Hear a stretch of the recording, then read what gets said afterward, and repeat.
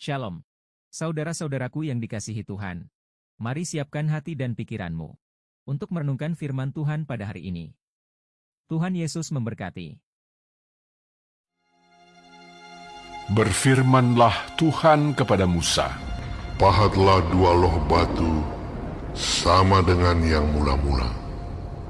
Maka aku akan menulis pada loh itu segala firman yang ada pada loh yang mula-mula yang telah kau pecahkan. Bersiaplah menjelang pagi dan naiklah pada waktu pagi ke atas gunung Sinai. Berdirilah di sana menghadap aku di puncak gunung itu. Tetapi janganlah ada seorang pun yang naik bersama-sama dengan engkau. Dan juga seorang pun tidak boleh kelihatan di seluruh gunung itu. Bahkan kambing domba dan lembu sapi pun tidak boleh makan rumput di sekitar gunung itu. Lalu Musa memahat 2 loh batu sama dengan yang mula-mula. Bangunlah ia pagi-pagi dan naiklah ia ke atas gunung Sinai, seperti yang diperintahkan Tuhan kepadanya, dan membawa kedua loh batu itu di tangannya. Turunlah Tuhan dalam awan, lalu berdiri di sana dekat Musa, serta menyerukan nama Tuhan. Berjalanlah Tuhan lewat dari depannya dan berseru, Tuhan, Tuhan, Allah penyayang dan pengasih, panjang sabar, berlimpah kasih-Nya dan setia-Nya, yang meneguhkan kasih setia-Nya kepada beribu-ribu orang, yang mengampuni kesalahan, pelanggaran, dan dosa, tetapi tidaklah sekali-kali membebaskan orang yang bersalah dari hukuman, yang membalaskan kesalahan bapa kepada anak-anaknya dan cucunya, kepada keturunan yang ketiga dan keempat. Segeralah Musa berlutut ke tanah, lalu sujud menyembah, serta berkata, Jika aku telah mendapat kasih karunia di hadapan-Mu, ya Tuhan, berjalanlah kiranya Tuhan di tengah-tengah kami. Sekalipun bangsa ini suatu bangsa yang tegar tengkuk, tetapi ampunilah kesalahan dan dosa kami. Ambillah kami menjadi milik-Mu. firman-Nya, Sungguh, aku mengadakan suatu perjanjian. Di depan seluruh bangsamu ini, akan kulakukan perbuatan-perbuatan yang ajaib, seperti yang belum pernah dijadikan di seluruh bumi di antara segala bangsa. Seluruh bangsa yang di tengah-tengahnya engkau diam akan melihat perbuatan Tuhan, sebab apa yang akan kulakukan dengan engkau sungguh-sungguh dahsyat. Tetapi engkau berpeganglah pada yang kuperintahkan kepadamu pada hari ini. Lihat, aku akan menghalau dari depanmu orang Amori, orang Kanaan, orang Het, orang Feris, orang Hewi, dan orang Yebus. Berawas-awaslah, janganlah kau adakan perjanjian dengan penduduk negeri yang kau datangi itu, supaya jangan mereka menjadi jerat bagimu di tengah-tengahmu.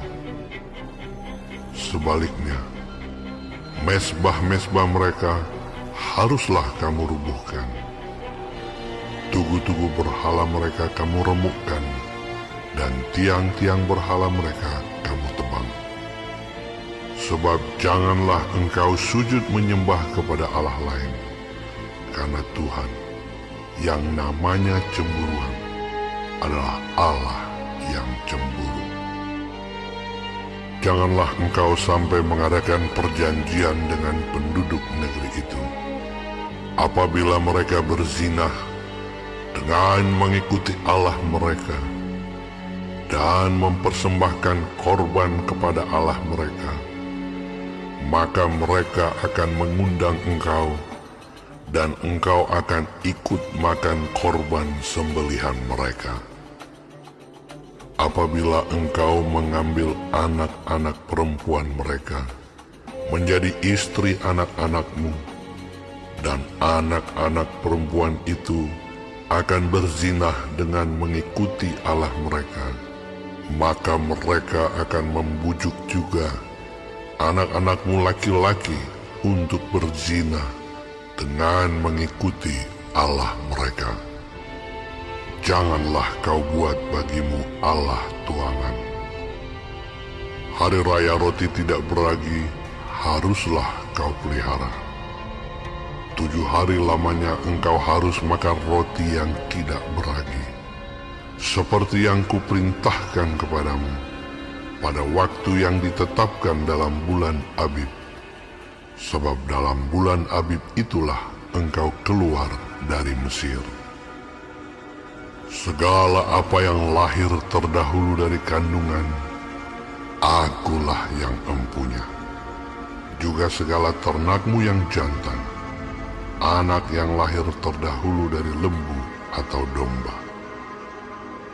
Tetapi anak yang lahir terdahulu dari keledai, haruslah kau tebus dengan seekor domba. Jika tidak kau tebus, haruslah kau patahkan batang lehernya. Setiap yang sulung dari antara anak-anakmu haruslah kau tebus, dan janganlah orang menghadap ke hadiratku dengan tangan hampa. 6 harilah lamanya engkau bekerja, tetapi pada hari yang ke-7 haruslah engkau berhenti. Dan dalam musim membajak dan musim menuai, haruslah engkau memelihara hari perhentian juga. Hari raya 7 minggu, yakni hari raya buah bungaran dari penuaian gandum, haruslah kau rayakan.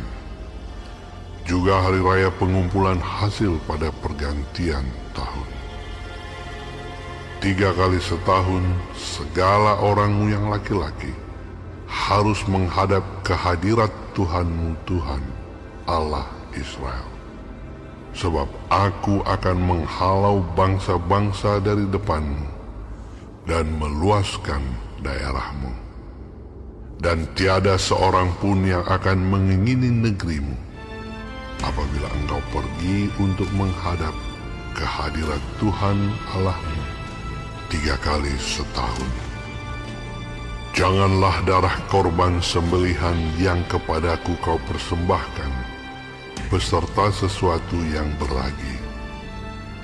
Dan janganlah ada dari korban sembelihan pada hari raya Paskah bermalam sampai pagi. Yang terbaik dari buah bungaran hasil tanahmu haruslah kau bawa ke dalam rumah Tuhan Allahmu. Janganlah engkau masak anak kambing dalam susu induknya. Berfirmanlah Tuhan kepada Musa, tuliskanlah segala firman ini, sebab berdasarkan firman ini telah kuadakan perjanjian dengan engkau dan dengan Israel. Dan Musa ada di sana bersama-sama dengan Tuhan 40 hari 40 malam lamanya, tidak makan roti dan tidak minum air. Dan ia menuliskan pada loh itu segala perkataan perjanjian, yakni ke-10 firman. Ketika Musa turun dari gunung Sinai, kedua loh hukum Allah ada di tangan Musa ketika ia turun dari gunung itu.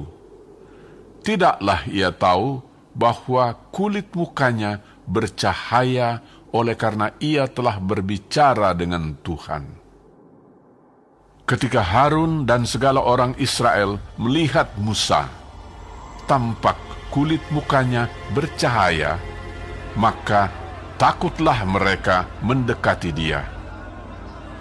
Tetapi Musa memanggil mereka, Maka Harun dan segala pemimpin jemaah itu berbalik kepadanya dan Musa berbicara kepada mereka. Sesudah itu, mendekatlah segala orang Israel, lalu disampaikannyalah kepada mereka segala perintah yang diucapkan Tuhan kepadanya di atas gunung Sinai. Setelah Musa selesai berbicara dengan mereka, diselubunginyalah mukanya. Tetapi apabila Musa masuk menghadap Tuhan untuk berbicara dengan dia, ditanggalkannyalah selubung itu sampai ia keluar. Dan apabila ia keluar, dikatakannyalah kepada orang Israel apa yang diperintahkan kepadanya. Apabila orang Israel melihat muka Musa, bahwa kulit muka Musa bercahaya, maka Musa menyelubungi mukanya kembali sampai ia masuk menghadap untuk berbicara dengan Tuhan. Saudara-saudara, pada bagian ini kita dapat melihat 3 karakter Tuhan yang dinyatakan. Karakter yang pertama, Tuhan yang murah hati. Perhatikan ayat 1-9. Tuhan memberi umatnya sebuah kesempatan lagi, setelah kegagalannya untuk percaya dan setia.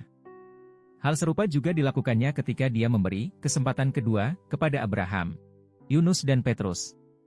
Ini menunjukkan betapa Tuhan itu murah hati dan panjang sabar. Saudara, bukankah kemurahan hati ini juga diberikannya kepada kita saat ini?